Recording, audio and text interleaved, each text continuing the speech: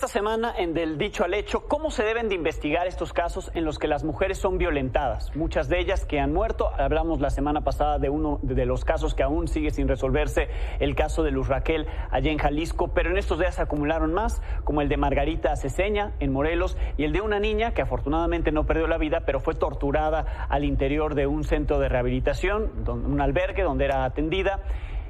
Sin embargo, al parecer hay muchas fallas en cómo se investigan estos casos. Comienzo contigo, Leti. Buenas noches a las 3. Buenas noches, Alex. Yo creo que si estamos viendo casos diferentes en procuradurías tan fuertes como Jalisco, como Nuevo León, con el caso de Devani, casos que han sucedido en la Ciudad de México, dices, hay algo que no está funcionando en la Procuración de Justicia, porque pareciera que se trata de dar como una respuesta rápida, pero es una salida muy mala, como la que vimos en Jalisco. Tratar de incriminar a la víctima, empezar a revictimizarla, dar una salida que no te muestre en absoluto que se esté siguiendo un protocolo, que haya orden, que haya perspectiva de género, que se estén considerando las situaciones de tiempo, modo, lugar. Yo siento que hay como una desilusión, al menos de mi parte, de cómo se está investigando a pesar de todos los esfuerzos de capacitación en las procuradurías del país.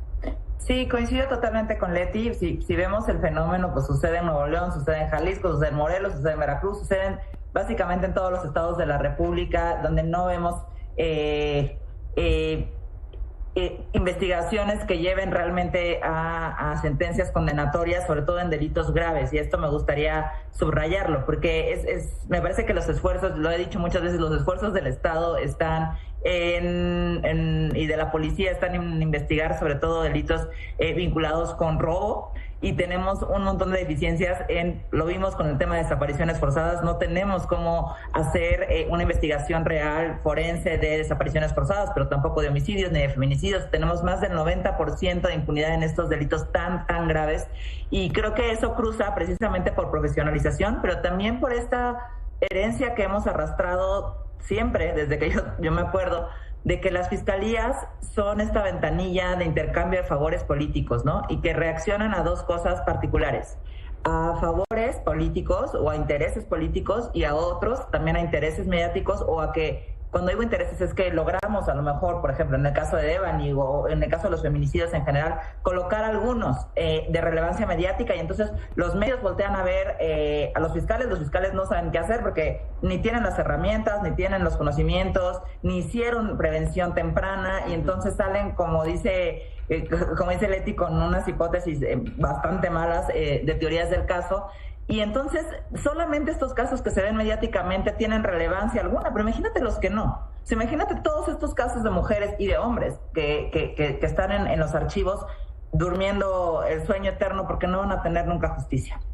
Es que quiero ser muy clara. A Luz Raquel la mató la falta de acción de una autoridad omisa. Yo no les creo. ¿Quién les puede creer? Y mucho menos para evitar una reacción social, como se ha mal hecho en otros casos. Sueltan información que es absurda, tan solo para librarse de una responsabilidad. Te preocupa su reacción como autoridad.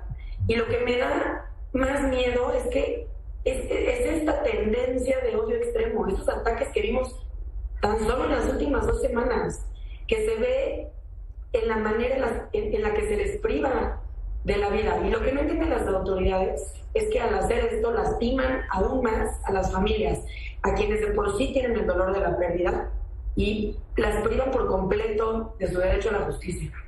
Sí, entre 9 y 10 mujeres son asesinadas todos los días en nuestro país, y me preocupa, como bien dicen, que en los casos mediáticos no se da a conocer, pero ¿cuántos casos no son mediáticos y que tal vez se les da una respuesta así fácil, rápida, o ni siquiera se le da una respuesta a las familias, ¿no? A las familias de esas víctimas? ¿Qué se tendría que hacer, o cuáles son esos elementos con los que debe de contar cada fiscalía, cada ministerio público, para evitar salidas fáciles, para evitar que no haya justicia en casos de este tipo, sabiendo que es recurrente que ocurran, lamentablemente, crímenes contra las mujeres en nuestro país y que se investiguen mal?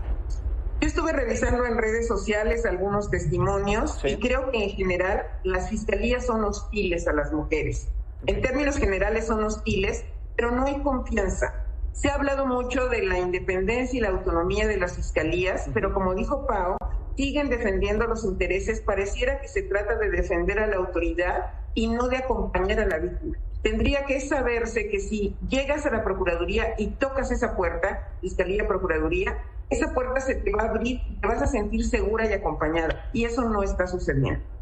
Pues yo diría que hay que primero reconocer de nueva cuenta otro fracaso. Y eso es algo que, empezando por los fiscales, las fiscalías, los poderes estatales no van a querer hacer en el corto plazo. Pero la verdad es que la independencia tampoco nos llevó a mejorar las fiscalías, lo estamos viendo, o sea, y además se le ha inyectado en los últimos años muchísimo dinero a las fiscalías, porque ya decíamos desde hace mucho tiempo, falta capacitación, bueno, ya hay capacitación, bueno, falta presupuesto para que haya mejores sueldos. Pues no se está viendo que haya mejores sueldos que se traduzcan en mejor en trabajo de mayor calidad. Tampoco hay. Tú vas a una fiscalía en la Ciudad de México, que son las que yo más conozco, y están 5 personas sentadas en una computadora con horarios de 24x48, ganando sueldos bastante bajos, y a esas personas les exigimos que hagan una investigación profunda, que puedan atender a 100 víctimas por MP. O sea, son absurdos que tenemos que revisar, y sobre todo revisar a dónde se fueron todos esos presupuestos y todo lo que se invirtió antes en que estas fiscalías funcionaran, porque siguen sin funcionar. Hay que reconocerle, como bien dijo Paola, no quieren aceptar sus errores y su incapacidad, y por eso ocultan la verdad. Lo que se necesita son recursos. Por ejemplo, aquí en la ciudad, 400 millones para promoción política y 100 tantos mil pesos para acciones para las mujeres. No, se necesitan más recursos, y si ya le invirtieron, que le inviertan más, en más policías, en más ministerios públicos, en más capacidad para poder atender los temas que nos afectan a las mujeres. Y yo sigo insistiendo que debe haber juzgados especializados en materia de género para que desde la persona que te abra la puerta hasta el juez tengan perspectiva y se manejen como tal.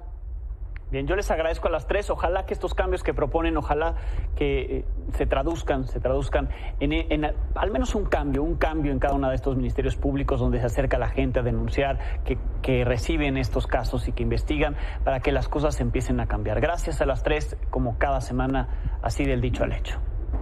Buenas noches, Ale. Buenas noches. Buenas noches.